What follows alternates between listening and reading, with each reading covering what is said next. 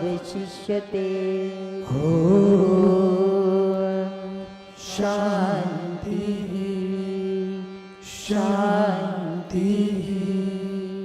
Shanti. There are people, we tend to find more of them in the West than we do in India. We tend to find more of them in the world of science than in the world of other things, who say that the whole spirituality, God, spirit, soul, energy, all of this stuff that we talk about in spirituality, that it's all made up, that it's all just a figment of our imagination, you could say, that we have created it. And what to say to people like that? Well, here's what's interesting. On the very deepest level, ironically, they are right. Meaning that our inner world creates our outer world. This is the same thing that the sages and the rishis and the saints have been telling us. That as our inner world is, so is our outer world. So on the absolute most fundamental level, they're right. But that's not really what they're talking about. What they're saying is not so much the depth of our inner world creates our outer reality, but that you've made it up, as you said, to deal with fears, to deal with so many other things, that this is just a figment of your imagination, not the co-creation with the universe that the sages and saints talk about. You know, the issue with proving this stuff is something that comes up really frequently in here, because you can't. There isn't a way within the confines of science to prove beyond a doubt spirituality. Yes, there are books we can say, okay, these people have had past life experiences. We've got evidence over here, evidence over there. You get anecdotal evidence. This miracle, that miracle, this, whatever it may be. But spirit and spirituality does not confine itself to the world of science. And this is really where the dilemma comes in, is that our proof only counts as proof if it falls within the realm of science. So the same people who are saying to us, you've invented it, are the same people who have made the rules and the boundaries. So they've said, you've made it up. If you haven't made it up, prove it to me. But prove it to me according to the laws and the rules and the boundaries and the tools and the measures I'm going to give you. And so they've really made us kind of stuck in an interesting sort of way.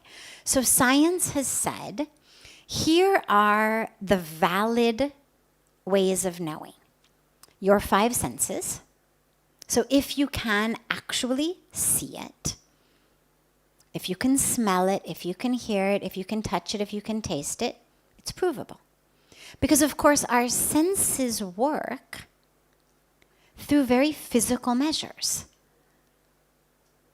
We know how we can see things, for example. You can take a class in perception that will explain to you about how light falls on the retina and the rods and the cones and how it goes through our optic nerve. And I won't go into it here, but we know scientifically how the world in front of us is seen by us. We know how the world is heard by us in our outer ear, in our inner ear, into the brain. We know how taste works. It's all got physical substrates. Here's what the frequency is, whether it's a light frequency or a sound frequency. And then science says, so here are those are the ways of knowing your 5 senses. What are the ways of measuring? Weight. Can you put it on a scale? What's its weight? Volume or area, depending on what it is you're measuring. Height, width, color. So these are the ways that we know and the tools that we've got. Can you see it in a microscope? Okay, fine, your naked eye can't see it. Can a microscope see it? Or can a telescope see it? If something does not conform to those tools and ways of knowing, it's considered by science to be basically invalid. And this is the catch-22 situation that we're in, because by definition, spirituality doesn't. What spirituality says is something like this. The lowercase t truth, so something that is true in terms of here and now, in this place, in this time, are things that can be weighed, measured, observed, understood through our 5 senses. So, for example, it is hot now. True. Lowercase t truth. As in, it's not an eternal truth. It's not true in the North Pole right now. It's not true here in January. But in this place, in this time, it is hot truth. This is wet. Okay. My finger is wet. True. Lowercase t true. This place, this time. In 5 minutes, it will no longer be true. My finger will dry. 5 minutes ago, it wasn't true. So what spirituality says is lowercase t truth is that truth which basically is knowable by the 5 senses. You're seeing something now, it's true. You are in front of me. That is true. But it's lowercase t truth because 2 hours from now you won't be. 2 hours before this you weren't. All of that falls into the lowercase t truth category. It's not a lie. It's just not highest level, capital T, eternal truth.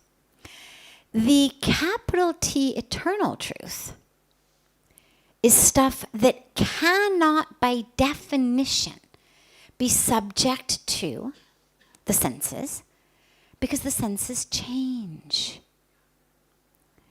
So, for example,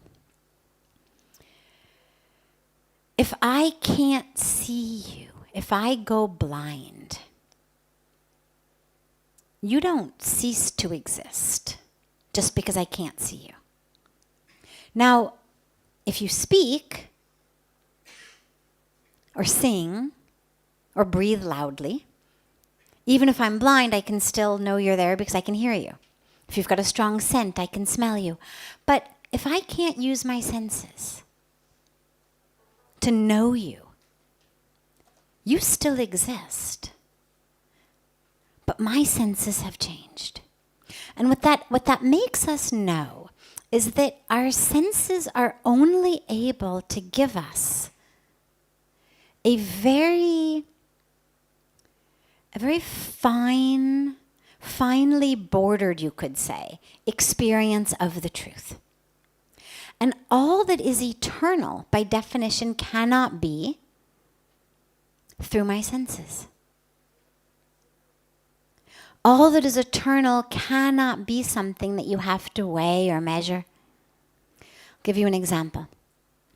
200 years ago, if you took a science class, and in that science class you wrote, the earth is flat and everything revolves around it, you would be marked true, correct, A+.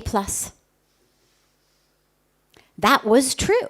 Now, we know it wasn't true, But because the tools of science had not yet gotten to the point where we are today, the truth that was being taught, with all good intentions, the best that their tools up to that point had been able to measure were, the earth is flat, it is the center of the universe. Tools got better. What did we discover? Earth is not flat, it's round. Actually we are not quite so much the center of the universe. Actually we are revolving around the sun. So the capital T truth cannot by definition be something that is dependent upon our tools, because that truth keeps changing. 200 years from now, who knows what's going to be truth? They're going to look back and laugh. 200 years ago, if you had said the earth was round, you would have gotten an A on your exam. 200 years ago, if you had said the earth revolved around the sun, you got an A. Isn't that funny? Right? And they'll laugh the same way that today we're laughing that people thought the earth was flat. Because as our tools change, so does our truth. But capital T truth, spirit, soul, divinity, doesn't abide by those rules. And what that means is that we cannot use those measures for it. So as long as science is going to dictate the language of the debate, the types of evidence that we are allowed to present in the debate, that which counts as valid, that which doesn't count as valid, there's no way you can prove it. And so there's no point even getting into one of those conversations. All you can do is two things that I have discovered so far. If anybody has discovered anything else, I'm open to lots of suggestions here. Two things I've discovered. Number one, ask them if they've ever been in love. And then ask them to prove it to you. Tell them you don't believe them, that you think it was an entirely figment of their imagination. See what happens. See what they come up with. Because beautifully, love also being one of the most important things in the world, along with soul and spirit and God, it's all the same, also can't be weighed or measured or seen with any of the tools or known by any of our senses, and yet, thankfully, by God's grace, most people have had the opportunity to experience love at some point in their life. Ideally, they're even still experiencing it in this moment. If not with a person, maybe with a pet, maybe with a tree. Whatever it may be. But if anybody has ever experienced love, they're going to get immediately your analogy. And if they are prepared to accept that love, which they cannot prove, still is valid, then you've got your foot in the door. It opens up a whole new world to the fact that something could at least be real, be valid, be even more valid than the truth that keeps changing as our tools change. Simply because we know it. Because that's the answer people give. How do you know you're in love? I know it. I feel it. I experience it. It's my truth. Well, yeah, so how do you know there's God? I feel it. I know it. In the same way that you know when you're in love. Even more so. Because sometimes you fall in love and then you fall out of love, and it tends to happen sometimes with love. But it doesn't happen with God.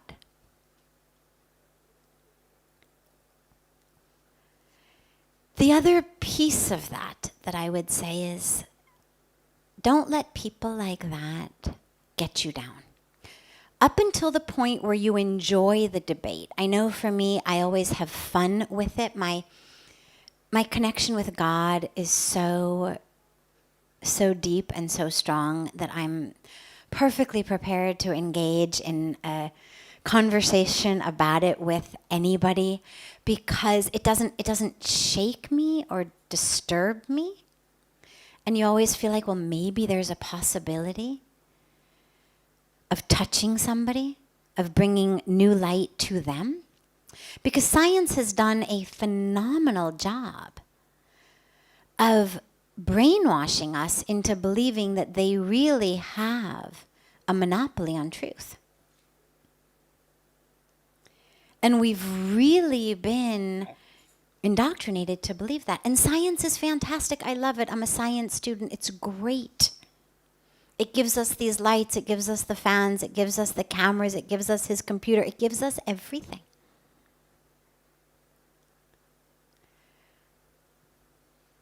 But what it can't do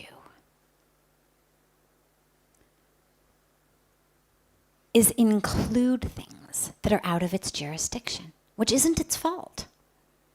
It's not a shortcoming of science. Not every field can do everything.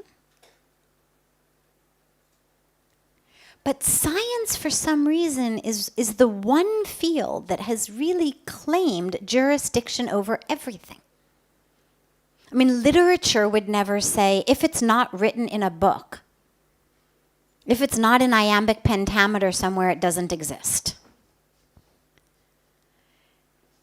If it's not in our card catalog, it doesn't exist. They would never say that. Literature understands we are a field. Art would never say, if somebody's never painted it, it doesn't exist. Music would never say, if there's no song about it, it doesn't exist. But science somehow has decided that not only is it going to be a fantastic field in and of itself, but it's going to claim jurisdiction over all of truth. And I'm not quite sure historically how that happened. I find it interesting and sad. It literally would be like literature saying, if it's not in iambic pentameter, it doesn't exist. Or if it hasn't been published, it doesn't exist. Which we would immediately understand, well, that's a joke. Obviously, there's truth that hasn't been published yet. But science has done a very good job of brainwashing us. So have the conversation for as long as you can. It's important for those of us who have experienced something outside the realm of science to be open about sharing it with others. But do it to the point where you've got your energy inside you and you can give. When you feel yourself drained of energy, make sure you go back and recharge your batteries. Okay? And the second point. So one is we ask them if they've ever been in love. 2 things to do in these situations. 1, ask them about love. Number 2, simply pray for them. Simply pray for them that they will have an experience of the divine. Because once they do, the debate is over. You know, it's like kids come home from school and say, I actually once had a little debate with a young boy who said God doesn't exist, and he was about 8, and he said, also we discussed the fact, I asked him about girls, and he said, oh no, girls have the cooties, girls are gross, he's never going to get married. And when we had our debate, his whole family was there. Some of his older siblings, whom miraculously he had managed to convince about the God thing. They had all sort of become a team about God doesn't exist, and the older ones had been reading books about God doesn't exist. And when I pointed out how he also thought that girls had cooties, and that girls were gross, and that he was never going to want to be with a girl and never going to get married. Of course, at which point his older sibling sort of blushed and giggled and, did the things that teenagers do when people talk about being in love. And I said to them, well, so what do you think about this? You think that's true? And they're like, oh, no, he'll grow up. It'll happen to him too someday. And I said, well, this is exactly what you have to do with someone who has this feeling about God, is simply have the faith that they too someday will have the experience of connecting with God. In the same way that we know this 8-year-old is going to fall in love someday and have the experience. And so there's no point debating him on the love issue. There's no point trying to convince him that girls really don't have cooties and they're really not gross and that someday he too will fall in love. Rather than that, you just sit back and you smile and you pray and you wait. And that's what we do with people in the spirituality thing. Is you pray. And if they'll let you, you bring them to places. You take them to places. You give them experiences in which, hopefully by God's grace, they'll have a spiritual experience. So that they too will know. Because the brain cannot convince the spirit. We're operating on 2 completely different levels of existence. So don't try to convince them with reason, with logic. Just try to help them have an experience. Help them stay open to having an experience.